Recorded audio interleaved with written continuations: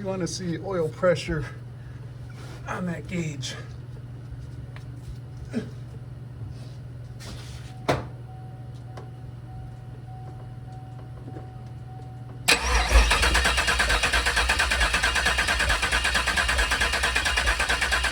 £52, perfect.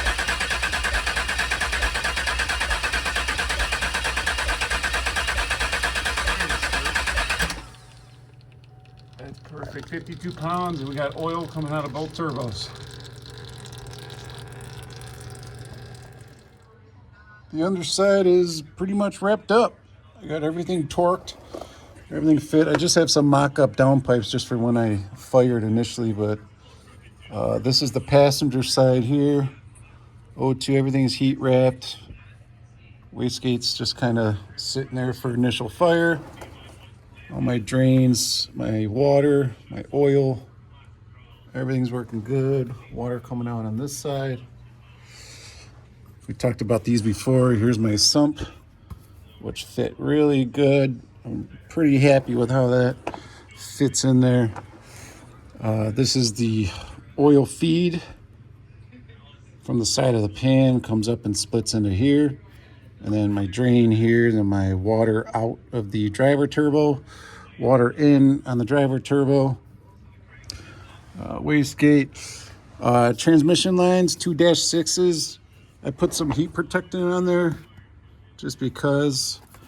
Get that up into here because it's gonna be close. I do have the heat shields for the turbines, but I didn't put them on yet. I want to do a dry fire and just double check everything. This side, I can still get to the oil filter. That's great. I did do the cranking, and I want to say it was like 51, 52 pounds that I saw on the gauge here. It should be higher running, but as long as it's not too high, then I'll just keep everything the same. If it gets too high, then I'll get the Turbo Smart oil pressure regulator. Sump pump is mounted. All of this is all torqued in. That's great. I just got to wire it in. The water line, you can see that with my 45. Comes up this way, kicks up into here, into there. This all turned out really, really good so far. I am going to put a heat shield on this drain. The turbo blanket will be here, so I'm not worried about that. But these compressors get pretty hot still, so it's right there. I'm going to put the same type of stuff. I got more of this left over from other stuff. I'm going to put that on this, and that should be good. But yeah, cold cranking. I had these two drain. I took a video. I'll put it in here of oil coming through both turbos. That was really important just to make sure that worked. But yeah, I'll show you the. Let me see if you can see the cold side there. Here's the driver's side, cold side, 2-inch with T-bolts.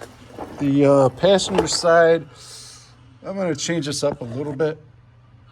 I had just a straight coupler on there that goes up into the cold piping, but it's off, the angle's off a little bit. So I got a different style silicone coupler for that, and that should be here in a couple days, just to help alleviate that from ripping. The guy who I got this kit off of ripped that coupler and end up losing a big race.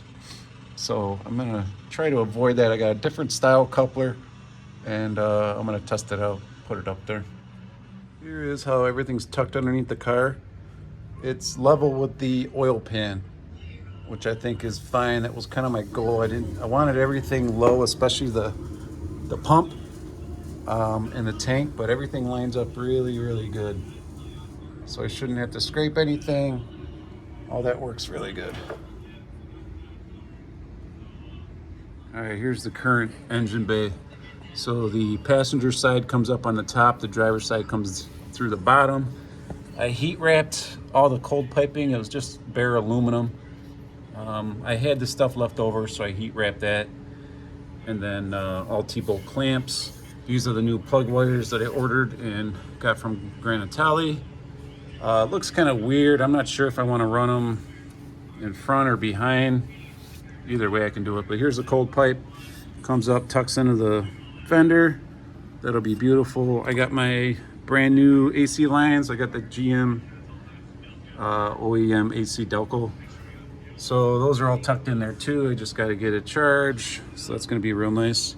Another change I did was I got rid of all of the transmission lines that ran to the axle in the back, or the diff I should say, and then ran up into the tunnels. And right now I just have to and from the transmission. So this is out of the trans into the radiator, and then out of the radiator into the transmission cooler, what's tucked up underneath there, and I just got a little PTFE-6 on that. So that's another little change. This is all kind of up in the air right now. My vacuum block, my catch can. I did change the valve covers. I used to run these motion, what do they call, the baffles, whatever, the vents. I used to run them in the back. It doesn't make sense to do that because under acceleration, the oil goes to the back of the motor, and you don't want any extra oil coming into these. So I put them into the front. Like I said, under hard acceleration, I need this to breathe. So putting it in the front should keep less oil out of it and let more air come out. And then that leaves less oil in the catch can. Maybe putting them in the middle is the best for both, but I don't know. I think it's going to be fine there. So I got to figure out, I got to move around the catch can. These are all good up here, my coils. All that's good here. I did, for whatever reason, buy a Nick Williams 103. I don't really need it. People make a ton of power with the factory throttle body there. I just really wanted one. They look really good. I'm making a new cold side, and I wanted to go up into the nice throttle body for that. I think it's just going to look nice, and it can't lose power, I guess. I got to figure out the MAF and the IAT breakout. Everything else up here is pretty much the same on this part. And then you can see I got heat wrap on everything for all the plug wires. This will make maintenance a hell of a lot easier. And the under hood air temp is going to be substantially less, since there's not going to be a huge turbo sitting here.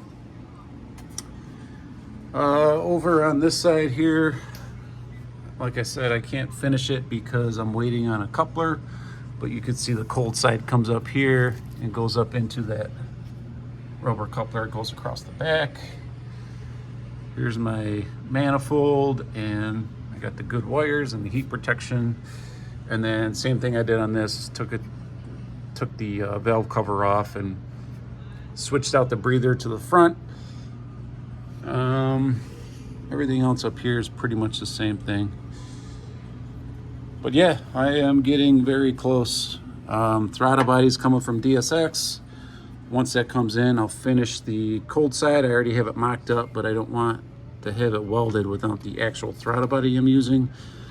And then I will figure out the catch can and the vacuum block, and everything else should be good. I got to wire in the scavenge pump, and yeah, that's about it. This is what I'm trying on the passenger side, this hump style coupler. I'm hoping I can get a little bit more bend out of it compared to the straight one. These work fine. Both ends are bead rolled, but it's a little cockeyed. Like the top tube is, exaggerated, but it's something like that. I really don't want to cut it apart and weld it. It's off just a little bit, so I'm hoping with this guy, I can use that hump and get it to come over a little bit. I think it'll be fine, but we'll try it out. This is the intake that I mocked up. I had to throw the throttle body, the factory one, back on there. I'm waiting for the Nick Williams just to fire it, make sure everything's good. It fired right up. No issues, no leaks. I gotta keep putting transmission fluid in it. But yeah, here's the intake tube. I like this a lot better, and it's 3.5 inch. The Nick Williams is like 4 inch or something on the inside. Meth is in the straight section. I'll get the bungs welded for the meth, and I need to have a boost source for the boost leash boost controller on the cold piping near the throttle body. That's something different than usually I run them off of the vacuum port, but Boost Leash wants it not seeing any vacuum, so you can't go to the manifold. But yeah, it just fired up. Everything's good. No issues. It's not done yet, but it did fire up.